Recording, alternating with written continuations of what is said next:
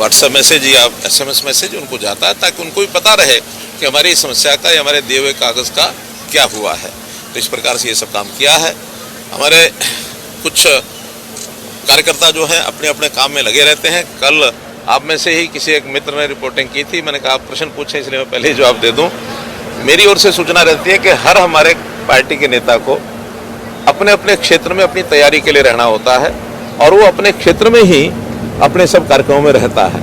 जैसे विषय आया था कि कल हमारे रामविलास जी वो है वहाँ नहीं थे, रामविलास जी वहाँ गए थे और उन्होंने हेलीपैड पर मिलना भी हमारा हो गया था। उसके बाद महेंद्रगढ़, अब उन क्या कहेगा मैं नहीं कह सकता, महेंद्रगढ़ में उन्होंने अपनी तैयारी जो है वो उनको करवानी थी, तो इसलिए उनको महेंद्रगढ़ ही रहना है। कल सारा दिन वो महेंद्रगढ़ रहेंगे।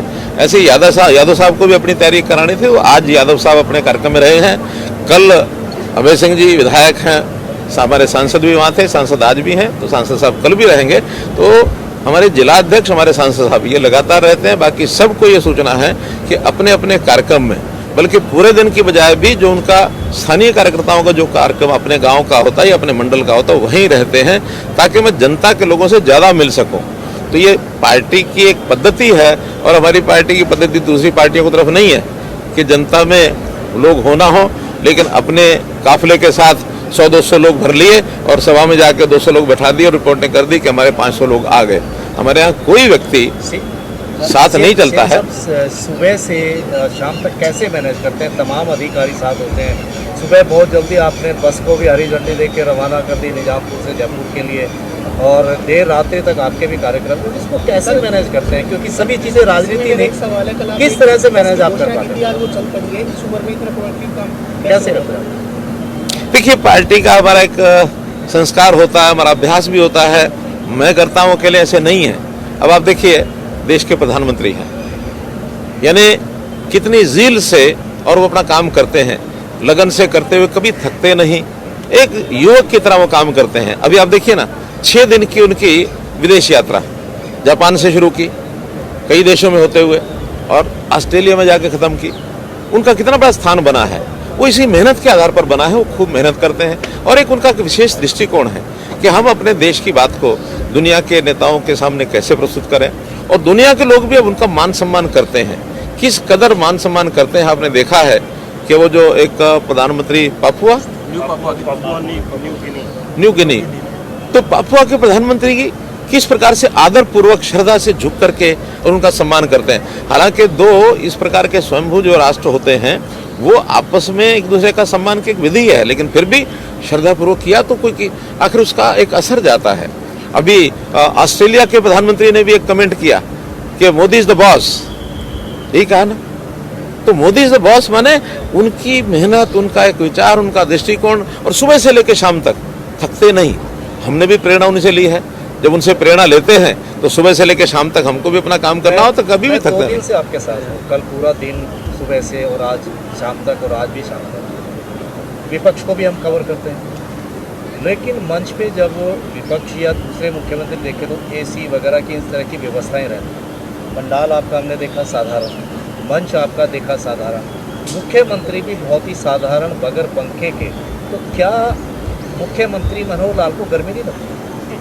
भैया, मैं आप जैसा ही आदमी हूँ, जैसे आपको गर्मी नहीं लगती है, जैसे आप दिन भर अपना लगे रहते हैं, कितना काम करते हैं आप, कितना कवर करते हैं। मैं तो आपके प्रति भी अपने मन में एक स्वभाव रखते हैं कि सारा दिन हम लगे रहते हैं, आप भी पीछा छोड़ते नहीं, लगातार लगे रहते हैं। सुबह जब मैंने वो बस का सुबह उसको हरी झंडी दी थी, वहाँ भी कुछ पत्रकार आए हुए थे आप लोगों में से। दिन में मैंने देखा अगला जो मेरा गाँव था, कौन सा, डाणी बाठोट, और फिर मंडलाना, और फिर यहाँ सीमा, सब लोग साथ हैं। अभी तो मेरे शाम के कार्यक्रम में जो यहाँ के हमारे मंडल स्तर के कार्यकर्ता हैं वो आएंगे, उनके साथ मीटिंग करूँगा। फिर मैं रात को अगले दिन कल के लिए क्या तैयारी करनी है, आज दिन भर में क्या हमारा हुआ, कुछ फ़ोन भी करने होते हैं प्रदेश के यानी नेताओं को, चंडीगढ़ में जो अधिकारी हैं उनको। कई प्रकार के नई विषय आते हैं, इश्यूज आते हैं। कभी आयुष्मान में कोई बात आती है, कभी मंडी की बात आती है।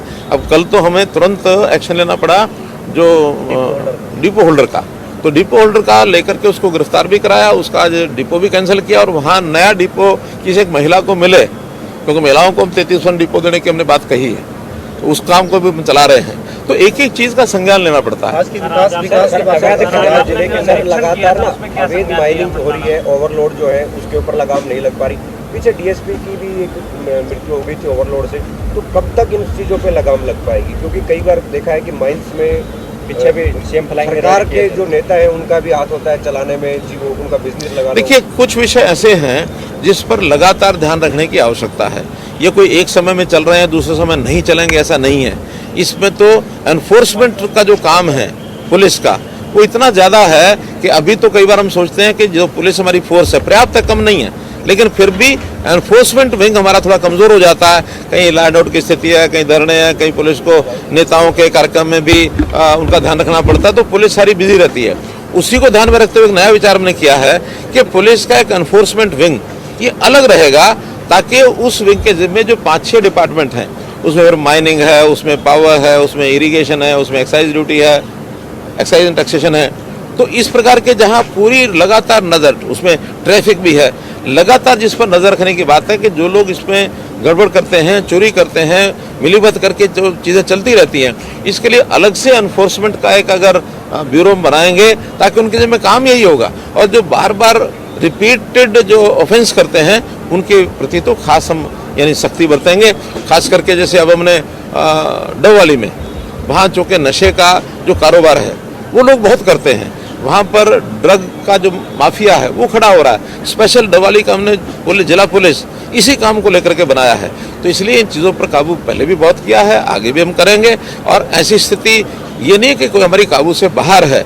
कहीं कहीं घटनाएं जो ध्यान में आती हैं, आपने डीएसपी के एक मर्डर की बात कही है, उसका केस चल रहा है। जिन लोगों ने ये शरारत की थी वो कचान में भी हो गए, सारा केस उनका चलेगा, उनके खिलाफ कार्रवाई भी होगी। माइनिंग पे तो अंकुश नहीं लग पाया था, बहुत कुछ लगा है। हमने उसका ई रवन्ना का जो सिस्टम जब से लागू किया उसके कारण से यानी चोरी जो है बहुत कम हो गई है। और वो संकेत इस बात का कि हमारा जो रेवेन्यू बढ़ा है माइनिंग में, माइनिंग का रेवेन्यू जब 2014 में हमने सरकार संभाली थी उस समय साल का एवरेज 200 करोड़ रुपया था। ये डाटा आप उठा के देख लें, आज वही साल का 1400 करोड़ रुपया मिल रहा है हमको। यानी 7 गुना अगर बढ़ा है, लगातार बढ़ा, 200 से 450 हुआ, 600 हुआ, 800 हुआ, 1200 हुआ, आज 1400 करोड़ रुपये इस साल का रेवेन्यू हमारा है और ज़्यादा बढ़ाएंगे। और उसके अंदर ये चोरी रोक करके हम सब बढ़ा रहे हैं। अब जगह जगह पर शिकायतें दूसरी मिलती हैं, जो कई बार थोड़ा अति भी हो जाती है। हमारे जो ट्रैक्टर्स हैं वो जो मिट्टी उठा के ले जाते हैं और उसमें से भी कहीं ना कहीं माइनिंग का विषय कहीं खड़ा हो जाता है गांव का, तो हमारे लोग उस पर धरपकड़ करते हैं। उसमें भी सावधानी हमने बरतनी है कि ऐसे लोगों को तंग ना किया जाए, लेकिन जो चोरी करता है उसको पकड़ना ये हमारा काम है। एक्साइज के अंदर तो हमने कितने बड़े बड़े लोग पकड़ लिए। एक्साइज में तो एक IRS ये अधिकारी पकड़ा, तो इसी चोरी के कारण से पकड़ा। चोरी कहीं भी बर्दाश्त नहीं होगी और जो गड़बड़ कर रहे हैं उसको हम ठीक करें। आज के विकास कार्यों के बारे में बता दीजिए, आज पूरे दिन क्या क्या विकास कार्य हुए? देखिए, आज हमने जो नई बातों में तहसील की मांग की गई है, 2 सूक्ष्म सिंचाई की परियोजनाओं का सब लोग चले गए, आपने पहले ध्यान नहीं करा। मैंने उस विषय को तो आखिर में रखा हुआ था। खैर, मैं आपके माध्यम से और सीमा के लोगों को मैं संदेश देता हूं कि यहाँ सब तहसील जो है बना दी गई। मैं बता नहीं पाया वहाँ।